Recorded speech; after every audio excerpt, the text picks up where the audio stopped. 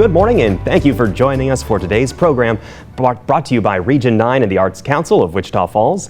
Today we're in the KFDX studio where we'll be visiting with two members of Wichita Falls Poetry Society and a student of creative writing from MSU, Texas to learn more about this beautiful art form.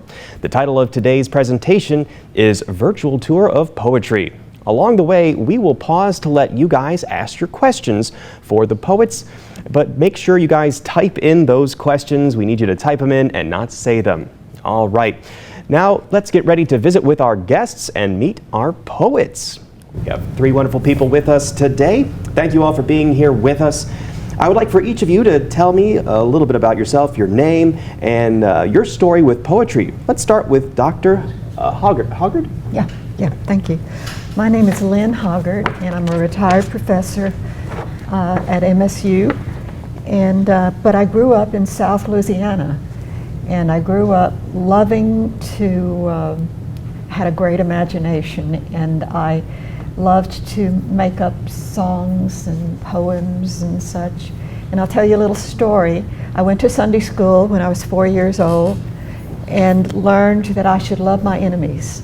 And I was trying to think, well, I don't have any enemies. How can I love my enemies? And I thought, wait, I have an enemy, the devil. So my mother was a school teacher, and while she was teaching, I stayed with a Cajun lady next door. And I was on the swing one morning, swinging away, making up a little song that went like this. I love the devil so very much. I just love the devil. And Ms. Boudreau came storming out of that house, grabbed me by one arm, and just spanked me, really, a memorable spanking. And it kind of horrified me. And I didn't do anything with that for many, many years. But when I was in college, I was sitting in class one day, and the line just came to me. Ms. Boudreau kept on beating her. And I said, where did that come from? I don't know. And the poem grew out of that, a poem about how life will trip you up, where you think it's one thing and it ends up being another thing. So it's when imagination gripped my life, and that's for me what poetry does. It's either moments of great joy or great sorrow that I try to understand a little more fully, and that's where the poems come from. Wow, sounds like poetry can really come from pretty much anywhere in your past. Our next poet is Meredith. Now Meredith, tell us a little bit about yourself and how you came to be a poet. My name is Meredith Behrend. I am a recent graduate of Midwestern State University. I graduated with my Bachelor of Arts in English with an emphasis in writing, May of 2021. Currently, I am a graduate student in criminal justice, and I'm applying to law school. Poetry for me has always been one of my favorite written mediums. I began writing at a young age, which was basically a symptom of loving to read, which was instilled in me by my mother. She would read to me almost every night when I was a child, and I wanted to be able to create what I was reading. I began reading Shel Silverstein when I was very young, and his work was just very whimsical and funny, and to me, being able to read such lighthearted, enjoyable work was something that I wanted to be able to do and create for other people, which is why I began writing poems. For me, poetry is both a way to express whimsical ideas and my imagination, as well as come to terms with memory and things in my life. And I've always just wanted to be able to emulate what I've seen other poets do, and that's why I began writing poetry. Definitely very interesting. I do have a question for you real quick, Meredith. Has poetry sort of helped you as you're looking to go into law, or does knowing poetry sort of help you understand law in any way? That's a great question, and I actually get that quite a bit, and I love getting it because I get to talk a lot about it. For me, poetry and writing in general has been paramount in my decision to completely commit to applying to law and wanting to go into the law. Sometimes we don't really connect things like creative writing and poetry with the legal system or being a lawyer, but being able to creatively solve problems and communicate with others, as well as empathize with other people and understand other people, are three things that I believe all lawyers should possess. And so of course I believe that poetry has really had an important impact on me and my decision to go to law school. And last but not least, we have Dr. Parkey. Now, Doctor, tell us a little bit about how you started your journey into poetry. Well, I'm Dr. Robert Parkey. I'm a local physician, and I'm originally from the Wichita Falls area. Grew up here, went to Thane Elementary School and Holiday High School. And my kind of early on, just around junior high time, we moved out to the family ranch from Wichita Falls. And so I really grew up more in the ranching life, and both sides of my family. My mom's side of the family ranches out in Clay County, and my dad's side of the family. So really some of the first poetry that I really latched onto was cowboy poetry. And that, you know, you get busy with school and you get to medical school, try to get a practice started.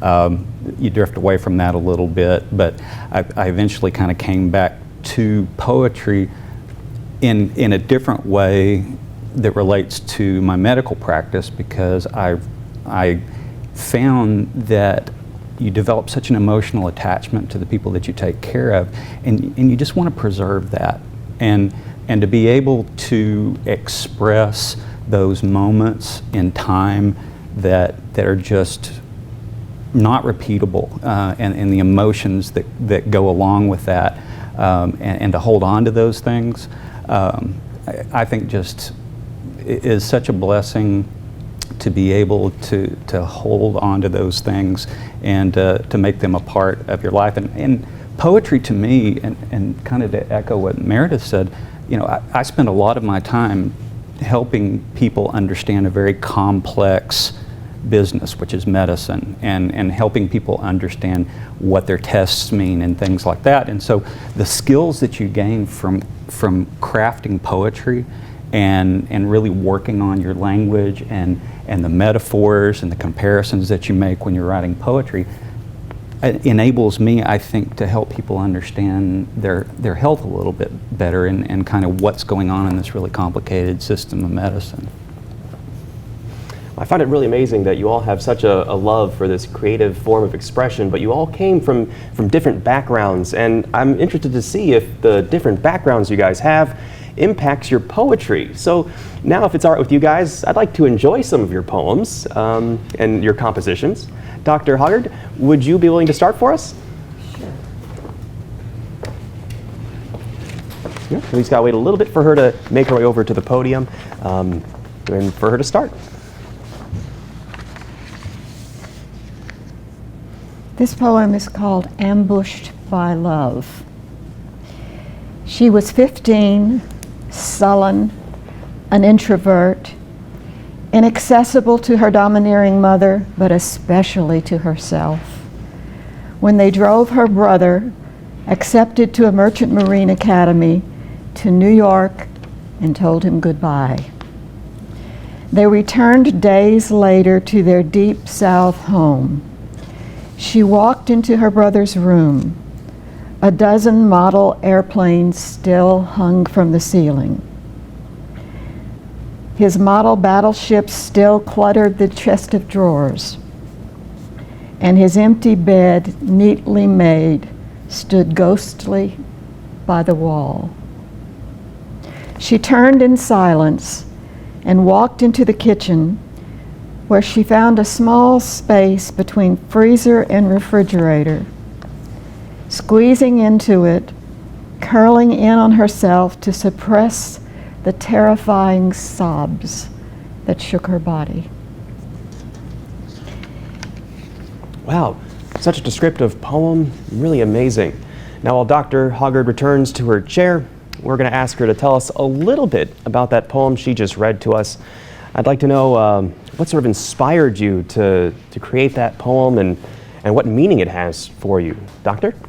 Yeah, and this is something I think that gets right at the essence of poetry. For me, poetry is a way to go deeper and to see more clearly. And I didn't know what was going on. My mother said, "Gee, Lynn, you missed your brother more than anybody." And that was okay, but if you had asked me, "Do you love your brother?" and I would have said, "Sure I do, of course, he's my family." But I didn't know what love does to you. It just absolutely ripped me open to think that that part of my life had ended. I didn't write this poem until many years later because I didn't understand. This was a moment of great pain for me, and I didn't understand why. But when I gave it that title, Ambushed by Love, that's when I began to understand. The poem was showing me that I was so out of contact with my own feelings that love had to ambush me before I could understand what was going on. And that's why I'm so grateful to poetry, because it's my way to see clearly and to go more deeply. Wow, you expressed some really deep emotions with the poetry. Really beautiful. Thank you so much for that. Before we get to the next poem, I'd like to ask you all how you balance your pursuit of art with the demands of everyday life. I know things can be pretty hard right now, and at least for me, it takes a long while to create some poetry. I'm not very good, but it takes me a while. So how do you guys balance all that? Well, some days better than others. Right. That's kind of my answer to that. It's a challenge when you have a day job that has its demands for your time, but art also requires sacrifice of time, and working that into my day, at least for me, is always a little bit of a challenge, and so I have to think of creative ways to do that. And so, it's like I always carry around a little notebook with me, and so if I run across, a phrase or a thought that catches my mind during the day, I'll scribble it down, and that may wind up being the jumping off spot for another poem, or if a moment just seems incredibly kind of surreal, or even something that I just don't want to lose. That's for me. It's a challenge, but there are ways that you can figure out how to do it in your day. Well, I'm definitely going to need to carry around a notepad. I have a lot of those ideas that come into my brain and then just disappear, never to be seen or heard from again. Well, ladies, do you want to add how you sort of balance life? Sure. For me, the most important thing that I've come to realize with writing is that I always had this idea of having to sit down and write for a certain period of time every day. I saw all the big known writers would have these writing rituals where they would sit down for an hour or two, or half an hour to an hour, and they would just write. And for me, that just didn't work. And the most important thing that I discovered while trying to find what worked for me was realizing that there's never going to be a perfect time to sit down and write. You just have to, like Dr. Parkey said, really work it into your schedule, and I agree with carrying around a notebook. I think that really helps. You can just jot down a single word or even something that you see that can act as inspiration for later work, and just ultimately being able to realize that you need to write, and just write when you can and write when inspiration strikes, instead of thinking, oh, I have to sit down for a certain period of time and just churn out as much as I can. That just doesn't work for everybody. Well, I do know a lot of the students, when they have assignments, they don't have as much of a luxury to have that time. Any suggestions for them who they might have to be able to churn something out in the next 30 minutes or so? Well, as somebody who, I just graduated college, it's been a little while since I've been in high school or junior high, but I do substitute teach, so I do see quite a bit of the churning out when I'm subbing for classes. And when it comes to just having to sit down and write, that's all it is. You just have to sit down and write. You can't dilly-dally, you can't wait for this perfect idea to just come to you so you can write about it. You just have to get things down on paper sometimes, and even if it's not the best poem or the best piece of writing you've ever produced, it's really important to just sit down and write and get it done and get it out there. And every little bit of practice definitely helps. So if you're just doing it a little bit now just to get it done, the next time might come a little bit easier, right? Yes. And Dr. Hoggard? Yeah, it's very important, I think, I brought my journal here, not my journal, but my writing book, and lots of ideas get jotted down in here when, like that line, Ms. Boudreau kept on beating. Where did that come from? I think there is magic involved here. That we're not in this process alone, and there are things that come to you if you can jot down even an idea or an image. I also keep a journal. We live at the very surface of our lives most of the time, on the very, very surface, and we're kept very, very busy with television and friendships and duties and so forth. But if I journal, I can often go a little bit deeper in the journal about not only what I did, but why I did it and what I was thinking and feeling. And sometimes these poems come out of a journal experience. But as Meredith and Robert both said, it's very important to just keep at it, even when you feel, I have nothing to say today. I feel kind of empty. Just say something anyway. Just jot a few phrases and ideas down. And it'll be amazing how the next time you sit down to write a poem, that comes back to you as something you can work with. All right, well, now let's have another piece of poetry. Meredith, you're going to be up next. Could you get up to the podium and then give us a read of some of your poems? Of course. So the poem I'm going to be reading today is one of my favorites. I wrote it this past summer, June of 2021. It's titled State of Affairs. My parents' place stands stout and silent, the diner next door huffing in customers and breathing out fried smells like vapor, unleashing the ghost of a state fair we went to when I was 12. It's funnel cake split 4 ways and scraping my shins on the concrete. The whirligig rotates planetary and my mother rides the flying bobs with me. They only take cards for payment along the strip of carnival games, so we walk between the stands and point out our favorite prizes. This is fine, this is good, this is great. It's fall in Dallas and a cowboy holds his arms out like Christ the Redeemer, blessing us under 55 feet of iron drill casting, paper mache, and rope. State fair, state of affairs that I suck in with weighted lungs, hold on to my breath like a secret resting on my bones. Very nice. Felt like I was there. Now, while Meredith comes back to the seat, just want to remind the students that if you have any questions, we're going to need you to write them down and also be thinking about some questions you may have for our poets. Again, we're going to be asking, you can ask your questions later on in the presentation.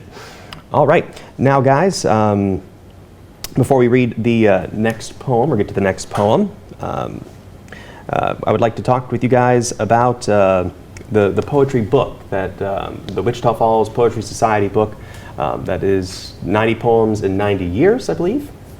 Very great. I'd like to ask this specifically to Dr. Hoggard and Dr. Parkey. The Wichita Falls Poetry Society recently published the book. It's a collection, correct, and it celebrates the 90 poems, 90 years that you see on the screen right now. What does it take to publish a book like this? Well, we were lucky enough to have a benefactor who offered to pay for the publication of the book. So that was a tremendous boon. And we published it, if I'm correct, with Amazon. Mm-hmm. Yeah, the Amazon Publishing Company. I can't remember the name of it. KPM or something like that. Each poet was asked to choose 6 poems. So there were 15 members in the group at the time, 2020. And 15 times 6 is 90. So it just happened to be 90 poems, and we happened to be celebrating our 90th anniversary in the Poetry Society. So it was just the problem of, and one of our members, Sherry Sutton, is very good with the layout and the arrangement.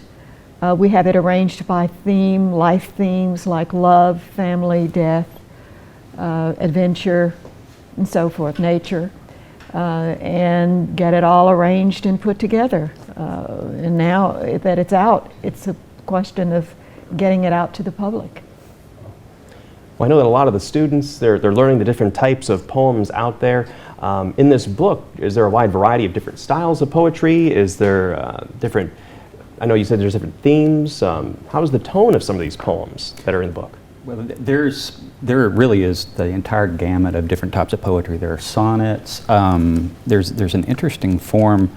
I was going to try to pull up a picture, and I may not be able to pull it up like I want to, but you can actually write a poem in a graphic form. Oh. And Cynthia Archibald, who was one of our members at the time, she wrote a poem called The Teardrop, and the poem's actually in the form of a teardrop. The words are written in the form of a teardrop. And so we have, several, at least one of our members who's more of a songwriter as his primary form, and so a lot of his poems tend to be kind of lyric in the form of a song. What we really love about the Poetry Society is that we kind of push each other out of our, thank you so much. Yeah, that's an example of the poem written in the form of a shape of a teardrop. Oh, shape poem, thank you. I wasn't coming up with the right name for that. But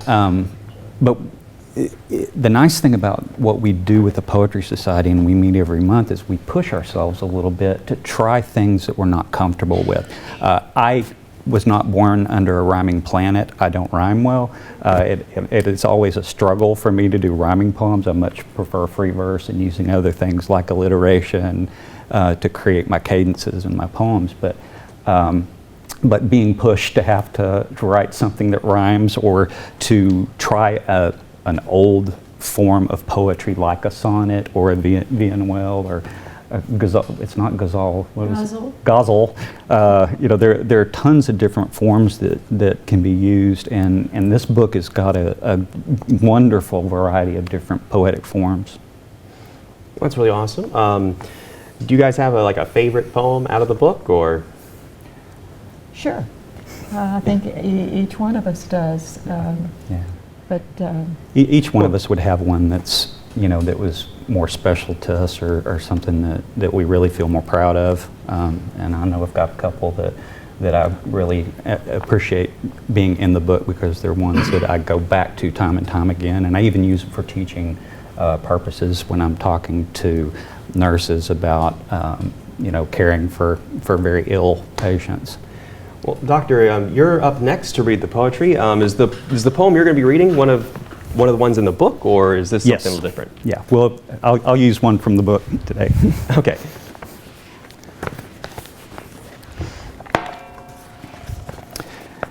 This is a poem called She Smiles. She quit speaking long before I met her, so frail and thin now, a decline that my medicines can't stop. She's helped from bed to chair to bed, helped with meals, helped with everything. Most of the day spent quietly in her room. The television only makes her restless. But the volunteer who reads to her on occasion can make her seem less troubled. And with the afternoon music, she still taps her feet. There's a black and white picture at bedside of a man in uniform and a young woman with the same eyes seen today. And when I ask about the man, she smiles. I say that one was a little touching. It was a little sad, but I liked the ending. I liked the smile at the end. I'm guessing there's a lot of emotion behind that poem. How did you come to that? Well, Sue was actually one of my patients at the House of Hope, and she's long since passed away. But when you take care of people, especially with dementia or with advanced illnesses, a lot of times people look at them as their disease process. Oh, this is a lady with Alzheimer's, or this is a person with cancer, and they miss the person behind that. And just because Sue couldn't talk anymore doesn't mean Sue wasn't still Sue and Sue wasn't still there. And so this particular poem is more of a narrative type, where I'm trying to grab a moment in time, and I want people to see her the way that I saw her in that moment, as a full and complete human being, even though she couldn't talk back. She was still there, and she still knew who that guy in that picture by her bed was. pretty amazing. It seems like you all have very personal feelings and personal belief or behind the creation of your poems. So here's another question, and I have this for all of you guys. What are some of the things that inspire you to write your poetry? Go first. For me, always pain or joy. That's the hook of my imagination. I've got to get my imagination involved for a poem to happen. And if it's something that strikes my fancy in some way because it's painful and I can't let go of it, or because it's joyful. I remember writing one poem once about my best friend as a little girl. Her name was Mary Smith, of all things. And Mary and I used to get on a big swing in a sycamore tree in her yard together, face to face, and we'd start pumping.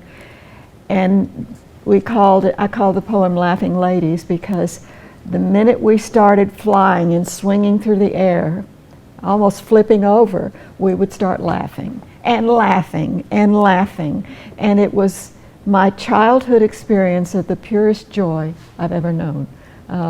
So that'd be the sort of thing that I want to write a poem about. So did the poetry help you sort of understand that moment in time better, or? Yeah, and it's something that Robert was referring to a while ago, where these moments in our lives are passing as we're living them, and they vanish forever unless it's kind of like that, was it Jurassic Park, that they had this animal in amber and it was still, the substance inside it was still alive and they were able to read. Well, that's what a poem does. It keeps that moment in life alive for as long as the poem exists. And we can read it and live that moment again. That's pretty exceptional, I think. And for me, you know, since I kind of came back to poetry as part of what I do, part of my day job, and being a physician and caring for people, you know, I've always respected the narrative. And there's a philosophy in medicine called narrative medicine, and it just boils down to, I can't do a good job taking care of somebody if I don't know their story. And some of these stories deserve to be preserved and deserve to be remembered, and taking the time to grab that moment and preserve it like a bug in a drop of amber, you know, that to me is actually a joy, and it's kind of a sacred obligation when somebody gives you their story and you become part of that story. Preserving that and hanging on to that is I think a very important obligation that we have as human beings. Scott, if I could, I would like, maybe she'll tie this in with what else she has to say on this subject, but I'd like her to find out what's behind that state fair poem that you read. Oh, of course, yeah. The backstory. Yeah, I can talk about that too, because it kind of plays into my answer about what inspires me when it comes to poetry. For me, and I think for most poets, especially listening to our answers, is that poetry is an act of self-reflection, and it is an act of remembering, and I think that some poems aren't necessarily directly about remembering, but I would say for most poets it really is about remembering. And I think it takes a special type of person. I think everyone can write poetry, but I think it takes a special type of person to be able to be the one that remembers, because there always has to be someone who remembers, and sometimes the weight of remembering gets heavy, and that is why I personally write poetry, and I think that that's why a lot of poets and writers do write. My state of affairs was inspired by a trip that I took to the Texas State Fair when I was 12. And I did write it many years removed. I wrote it this summer, and it was just an act of remembering. For me, that is such a small memory, but during that period of time and during that moment of being at the state fair with my family, it was such a big feeling and such a big, exciting thing.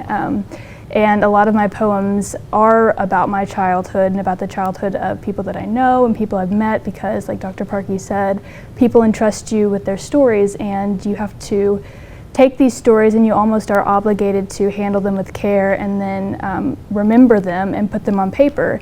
And State of Affairs is really special to me just because it reminds me of when you're a child, how big just small events and small memories can be, and the impact, for better or worse, those events can have on you. Yeah, I think that's definitely remembering for me. It's just, I know that's a weird way to put it, is remembering is what inspires me to write poetry, but I definitely think that that is the number one thing that inspires my poetry. I sort of noticed y'all's poetry was rather a bit personal and also a little somber, but you can have poetry that's a little more energetic and exciting, right? Like, Yeah. Oh, absolutely, absolutely. I mean, you know, that's to me one thing about poetry is you're boiling down the emotions, and I think it's a lot to what Lynn was saying. It is about communicating emotion, and that's a complex thing to do. And so I think that that's also one of the great things about poetry is the discipline to be able to communicate a very complicated emotion in a few lines, and really boil it down, get rid of a lot of the fluff. And then, okay, this is the core of what I'm trying to say, and now I'm going to use the things within the art form to make sure that I'm getting that across to the person that's reading or hearing the poem. Yeah. all right, now we do have some time to take a few questions from our Schools for the Poets. Now, we do want to remind you that you're going to have to type out the questions that you guys have, so hopefully you've been thinking about a few things to ask our wonderful poets today. And if you guys have any of those questions, feel free to type them on in and send them our way. Don't be shy. There are really no dumb questions. You can ask whatever you'd like for these guys, and they'll be able to help answer those questions. I don't believe we have any right now, but if you guys are thinking about anything, just feel free to jot it down. I do have a few more questions for y'all, if that's okay, while the students wait. Now, when you guys are writing your poetry, is it sort of like is it an easy thing for you guys to do? I mean, I know y'all are more experienced, you've had more time to practice than our students in the schools would, but is it still a little difficult for y'all, or is it something that has become easier with time? No, it hadn't gotten any easier. Oh, it's hard. It's still hard. And you don't know, I mean, the three most important rules about poetry are revise, revise, and revise. You take a poem, you set it aside, you come back to it, and a lot of times I'll come back and look at something I did and I'm like, what in the world was I doing? This is the worst thing I've ever written probably, and it makes absolutely no sense. But you look for that core of what you were trying to say, and then you rebuild it. And I think it's that revision process that makes it an art form. Yes. I mean, anybody can have this moment of wow and say something really profound. But to be able to do that consistently and have something that's coherent, that people can understand what you're trying to say, that takes going back and revising. And that's hard. That takes some work, because you got to distance yourself from it and remember there's a reader on the other side of that poem, and you've got to make sure that what you think you're saying is actually what you're saying. And that I think is one of the biggest challenges, to be sure that you're communicating precisely what you want to. And it's not great art at the start. For me, it's the Garden of Gethsemane. It's horrible, it's torture, it's deadly. And I look at that and think, nobody on earth will want to read that. That's terrible. But if I believe that imagination hook is in there, I'll go back, and as Robert said, revise, revise, revise. And when it starts sparking my imagination, that's when I don't want to let it go. And then it's often hard to let go of a poem. They said that T.S. Eliot, the great American poet, you just had to tear the poem out of his hands because he wouldn't stop revising. He revised until it was already published. And that's when I think the art that makes us fall in love with what poetry is, it starts happening. Well, you mentioned T.S. Eliot as another poet. Do you guys have other poets that you sort of look up to or have helped inspire you to create poetry? And what type of poets do you guys read? Walt Whitman, my very favorite poet in the world. My husband, who is no longer with us, James Hoggard, great Texas, was a poet laureate of Texas. William Butler Yeats, Shakespeare, and I could go on, but I'll let these other people have a chance to speak. For me, I like reading all different types of just everything. And when it comes to poetry, I'm not any different. I'll give almost anything a try at least once. Personally, one of my favorite writers and poets is Audre Lorde. I also enjoy Diane de Prima, though I don't suggest some of their work for younger students. Walt Whitman is good. There's a lot. I mean, Shel Silverstein, of course, he writes a lot of poetry that's whimsical and really geared towards a younger audience, which is what really inspired me in the first place. But I definitely think I enjoy reading amateur poetry as well. Just going online and reading other people's. I think that's a new thing as well. Over the years, is now that we have the internet, people can just post their work online, and being able to expose yourself to good and some bad poetry. You have to read bad poetry to know what's good. I just enjoy reading everything, and I could go on for a long time, so I won't. Well, and I kind of echo Whitman, Yeats, Seamus Heaney, who's another Irish poet along with William Butler Yeats.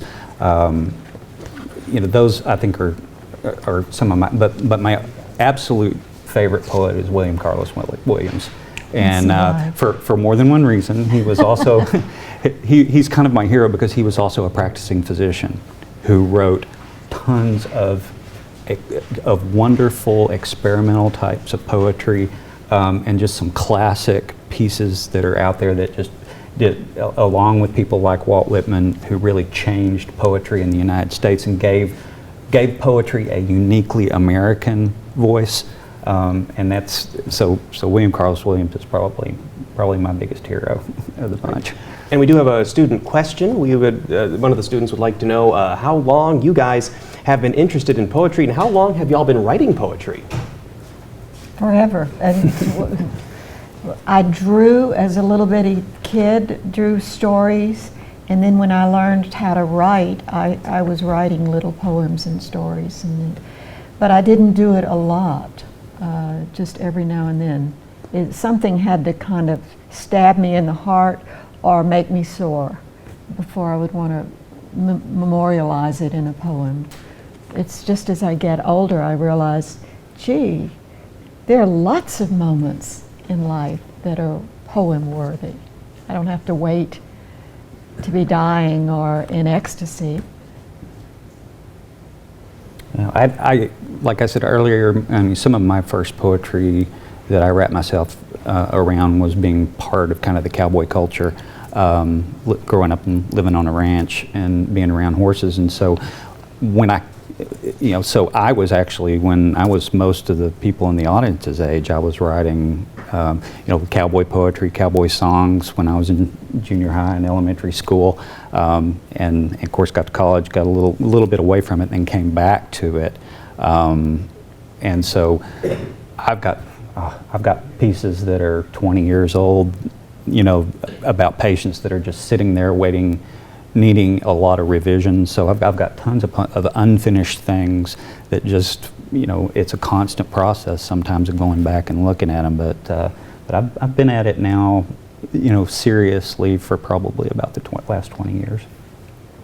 I've been writing since I was little, and I've been writing poetry since I was pretty young too. But it was terrible. They were terrible poems. But I mean, you have to start somewhere.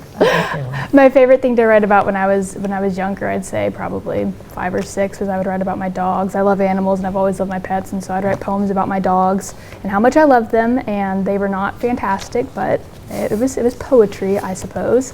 And then I think I seriously started enjoying and appreciating poetry and writing poetry after my great-grandmother passed away, and the only thing that I could think to do, and I don't know why, was to write a poem about it. And I wrote the poem, and I left it out, and my parents found it, and they read it, and they started crying, and they were very touched by it, and it was a poem that ended up being shared not only at my great-grandmother's funeral, but around the, we had, sorry, I'm trying to think of the word. At my great-grandmother's funeral, we had a small, I can't think of the word for it, but we passed out pieces of paper, and it had the poem on it, and people read it, and they were touched by it. And I was 9, and I really didn't understand the full gravity of all of that, and it was what it was. But I would say that I seriously really started writing poetry around junior high, and then through high school. And I took a break during high school because I really didn't think I had anything important to say when it came to poetry. I thought that you had to have this big, overarching, important thing to talk about, which is not correct at all. If anybody ever tells you that, they're wrong, don't listen to them. And then I began writing very seriously once I was in college. So it's a bit of a long-winded answer, but. Not a problem at all. Now, as someone who's not very good at poetry myself, what are some tips and pointers that you guys can give to the students and myself to help us get a little bit more into poetry and maybe help us express ourselves better? This is where school comes in handy, because anything we do has its vocabulary, its tools. Like football, you know, if we didn't know what a first down was, how could we talk about playing a game of football? But in poetry, the same thing. There's all kinds of language, metaphor, similes, sonnets, pantoums, ghazals. There's the language of poetry that's extremely important in order for us to know what we're doing. For example, Robert mentioned alliteration a while ago, where you're repeating the first words. Perfect poets perfect poems, you know, with the P sound being repeated. That was one of the first forms of poetry in civilization, was to do alliteration or repeat vowel sounds.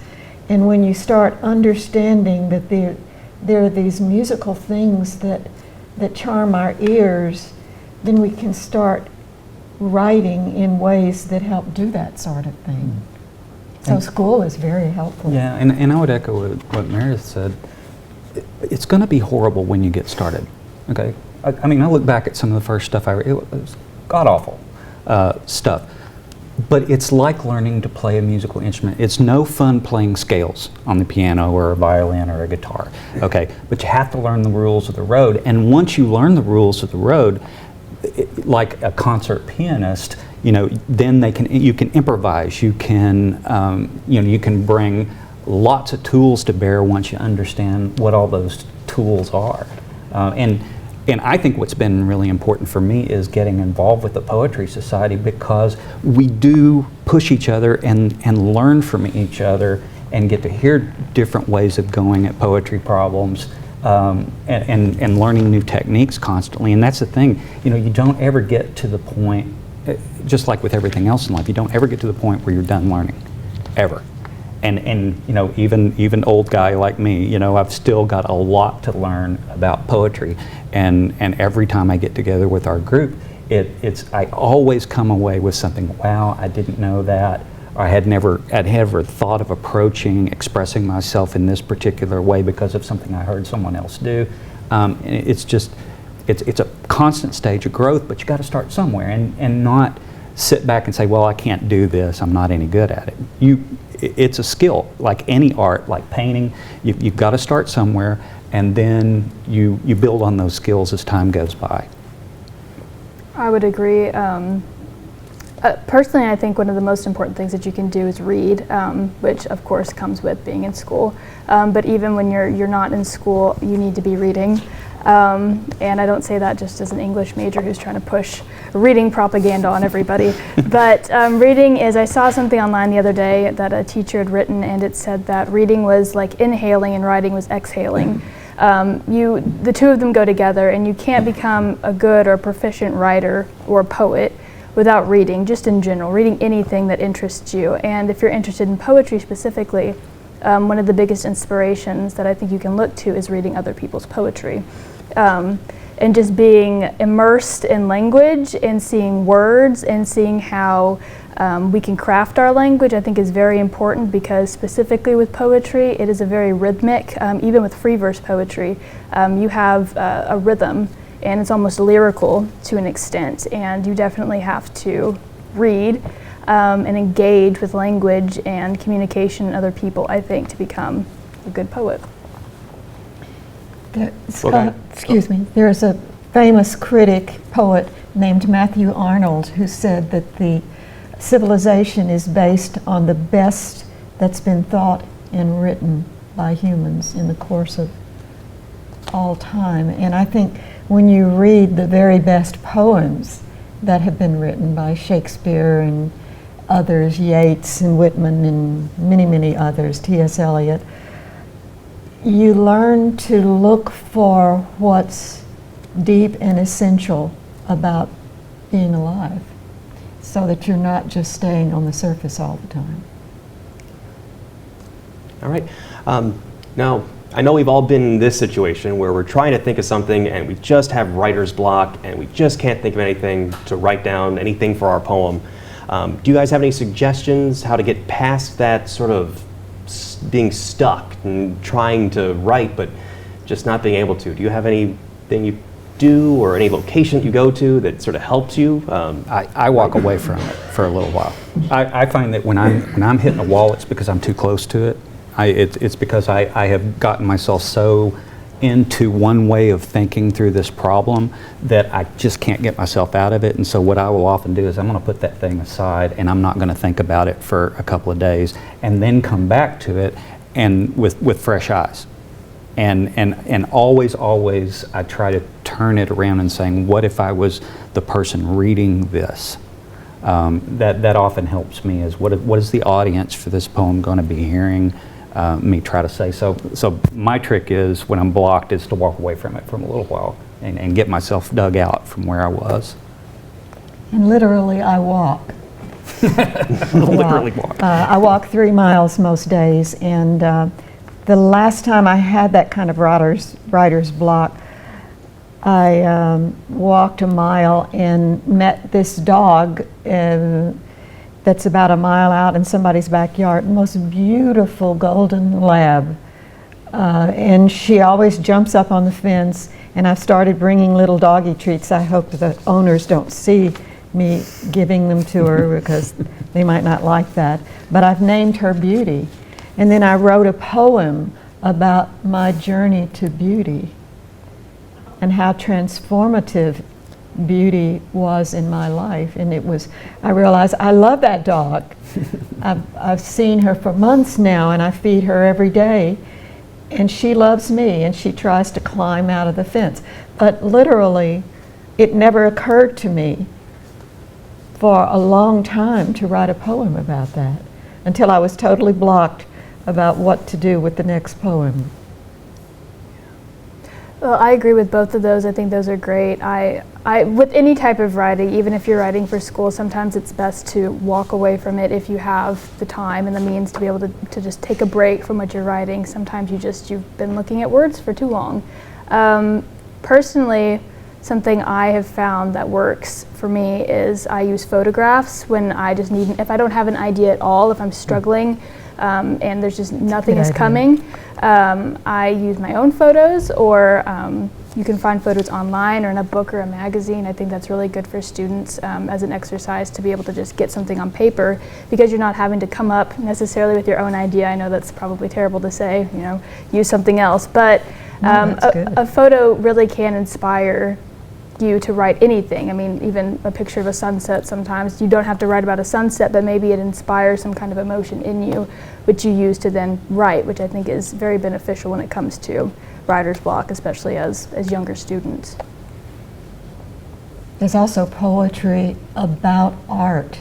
If you look at a great work of art, like Michelangelo's Pietà, the Mary holding her dead son, you can write a poem about it if you don't have any poem coming from yourself, and try to discover in your poem what makes this so moving, what makes it so beautiful, and then try to do that in your poem.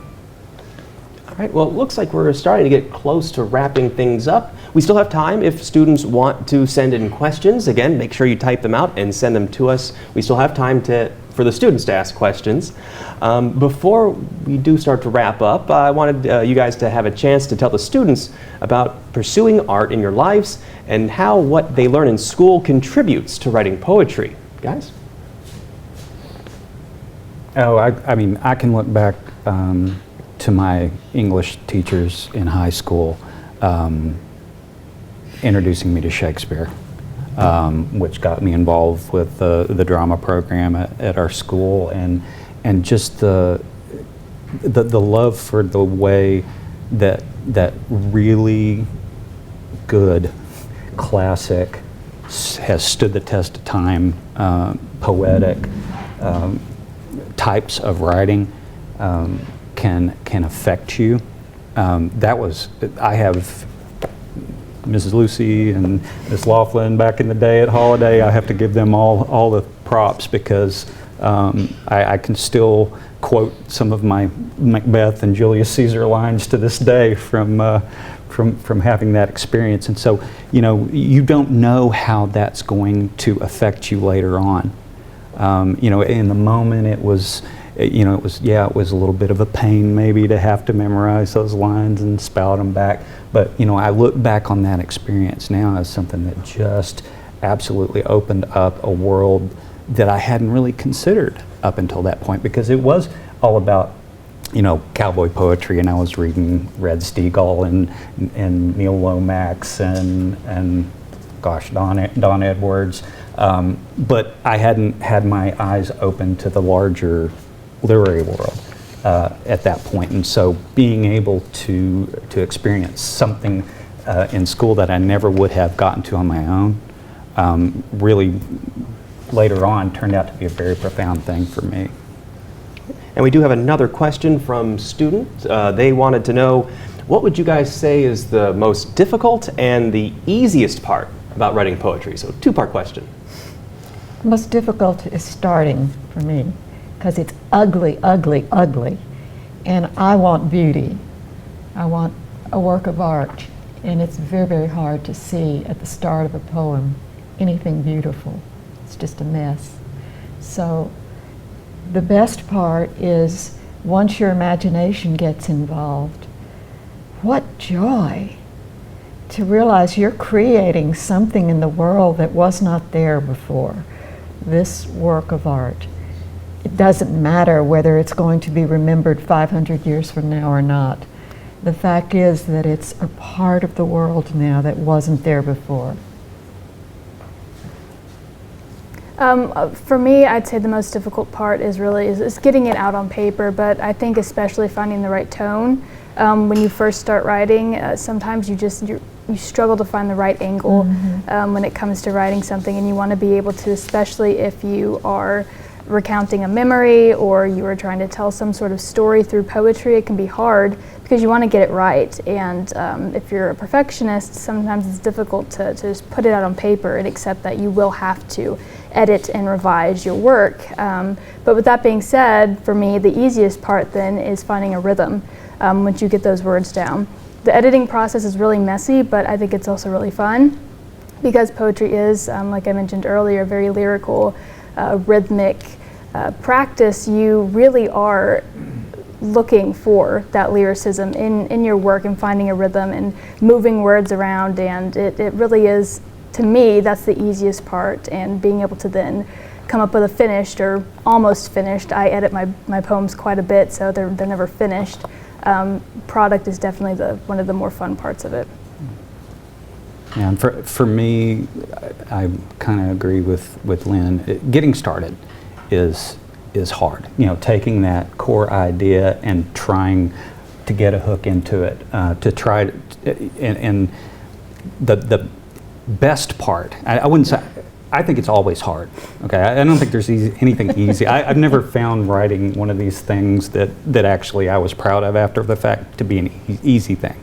To me, every bit of it's hard. The hardest part, the part I like the least, is trying to find that way to get started and how am I going to shape this thing. Yeah. But just just like with, like with the visual arts, I mean, we're painting with words.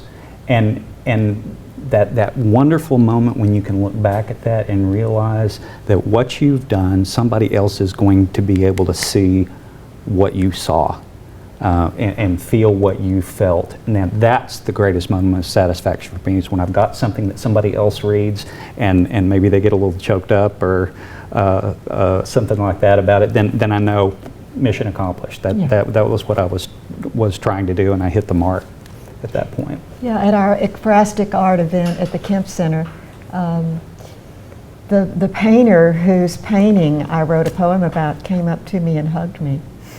And she said, that just showed me what I was trying to do in my painting. I love it. And no one's ever written a poem about my painting before. Thank you so much. Can I hug you? Yes.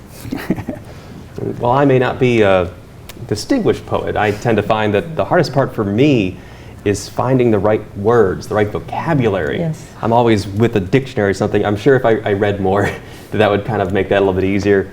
And I think that the easiest part is sharing it. When you share your poetry with others. Oh, yeah. That's wonderful. That's a good point. That's a great point. Absolutely. All right, guys. Are there any more questions from the students?